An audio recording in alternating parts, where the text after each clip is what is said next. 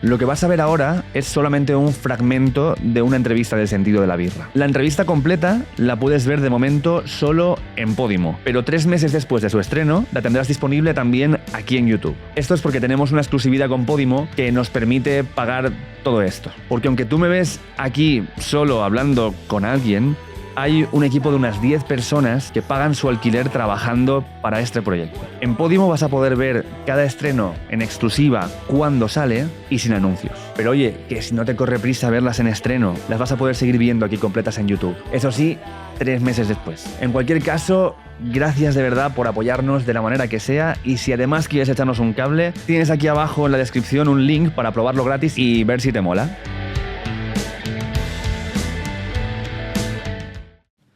Cool, pues arrancamos así, si te parece, abriendo cervezas. Claro que ¿Vale? sí. Muchas gracias. Antón Fantástico. Gómez, bienvenido al Sentido de la Birra. Gracias Pues por muchísimas venir. gracias, un placerazo estar aquí contigo. Hace ya un rato que hablamos por redes y hacía Sí. tiempo que quería que vinieras. Me he estado mirando el libro, me he estado mirando tu canal de divulgación.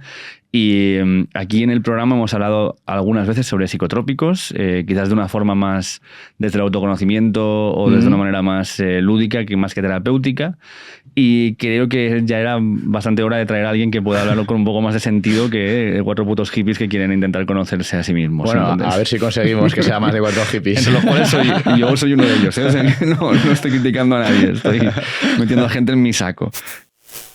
A nivel social, cuando dices la palabra droga ya automáticamente se coloca como en el campo de lo prohibido, lo dañino, lo inútil, y en realidad está muy lejos de la realidad esa definición, porque droga abarca un montón de sustancias diferentes, muchas de ellas con unos usos médicos muy importantes y otras con usos médicos por venir, porque realmente no, el hecho de que una sustancia sea ilegal no quiere decir que se haya investigado a fondo si puede ser útil para algo, sino que bueno, se ha puesto ahí en esa categoría de ilegalidad como una forma de proteger, digamos, a la sociedad supuestamente de ella, pero luego pues puede pasar como está pasando a día de hoy, concretamente con las drogas psicodélicas, que es una de las 7 familias de drogas que hay, Sí. que resulta que tienen un valor impresionante en el ámbito terapéutico, sobre todo en salud mental, ¿no? Entonces, bueno, todo eso, también a través eso del libro, del canal, ¿no? De la drogopedia de Antón, intentamos siempre divulgar para que la gente que tenga interés en conocer las sustancias un poco más a fondo, ¿no? De lo que le dice la televisión o de lo que dicen los informativos, ¿no? Que por desgracia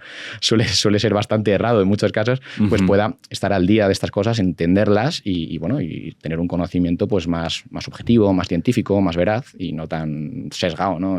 Con criterios morales como a día de hoy está este tipo de información siempre. Tal cual. De hecho, empezando por lo de la palabra drogas, un colega mío usa mucho la frase de que alguien dice es que cuando alguien te dice es que a mí yo no necesito drogas para vivir, ¿no? Y mi colega dice, tú eres drogas.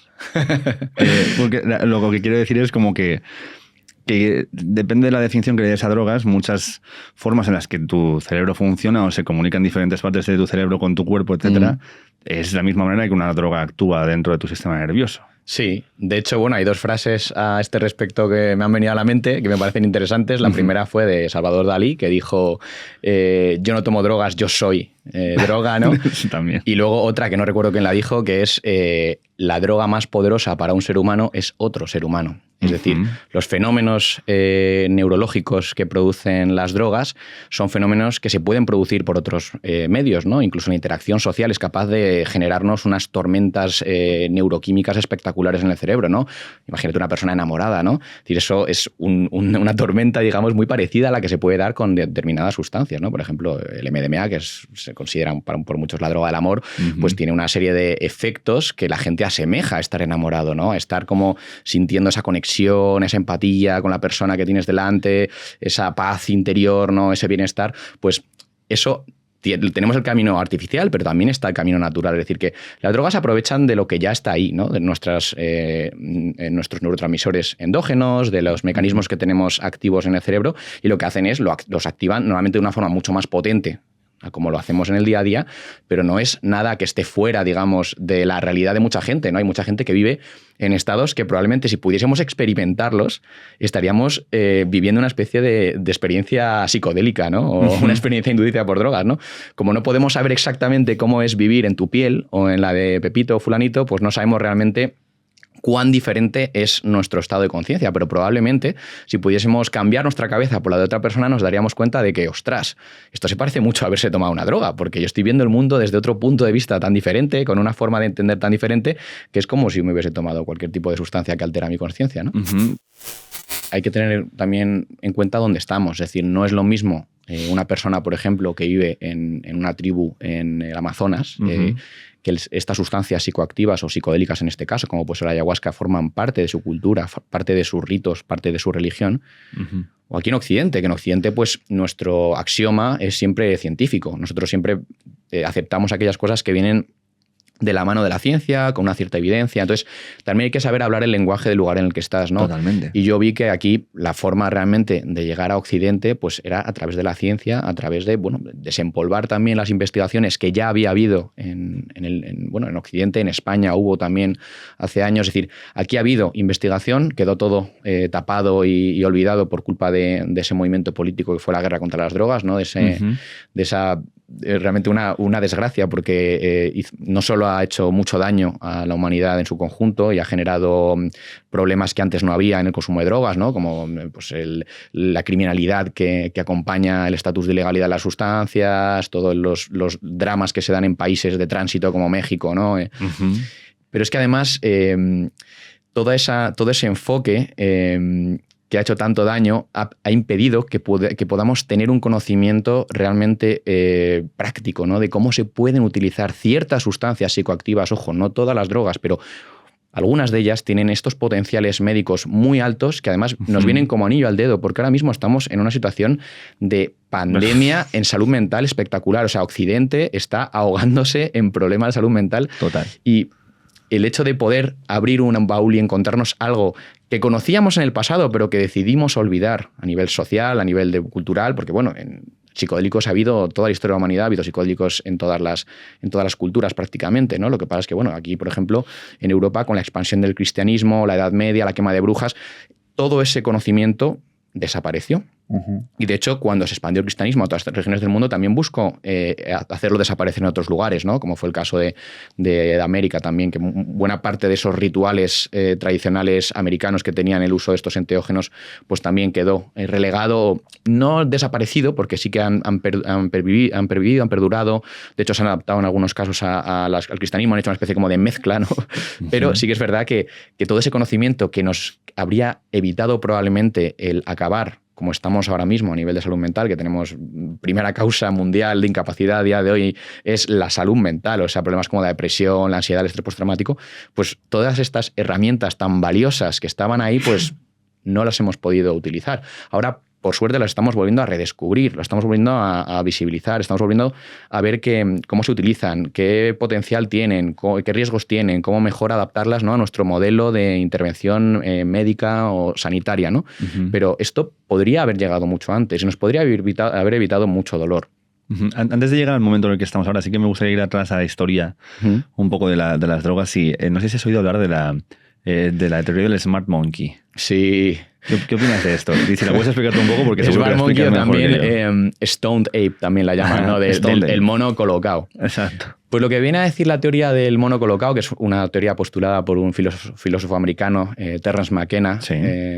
Muy famoso con su hermano Dennis McKenna, que también sigue ahí. Terence está muerto, pero Dennis McKenna sí que está continuando con el legado. Le vi este verano ahí en Estados Unidos, que siempre vamos a conferencias y me lo encuentro por ahí. El caso es que esta teoría lo que viene a postular es una idea bastante interesante, aunque no se puede demostrar, o de momento no se ha demostrado, claro. Pero bueno, ahí lo contamos, aunque quede en el terreno de la hipótesis, ¿no? Sí, desde luego. Y es que si algo hizo que los seres humanos nos desarrollásemos tan rápidos, ¿no? El Homo sapiens, comparativamente a otras especies de simios, con las cuales estábamos muy emparentados, ¿no? Pero que se quedaron, digamos, con su modus de vida y nosotros como que fuimos una especie de sprint de pronto de la evolución, que salimos disparados, con cerebros grandes, perdiendo el vello, haciendo herramientas.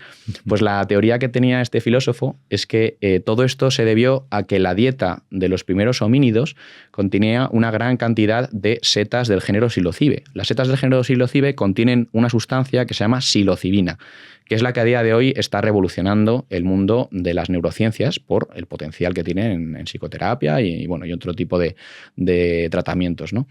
Lo que hace la psilocibina, y que se está demostrando además recientemente, es que es capaz, entre otras muchas cosas, de estimular los procesos de neuroplasticidad. Es decir, hace que las redes neuronales puedan readaptarse o cambiar de forma más fácil o reconectar neuronas entre ellas, ¿no?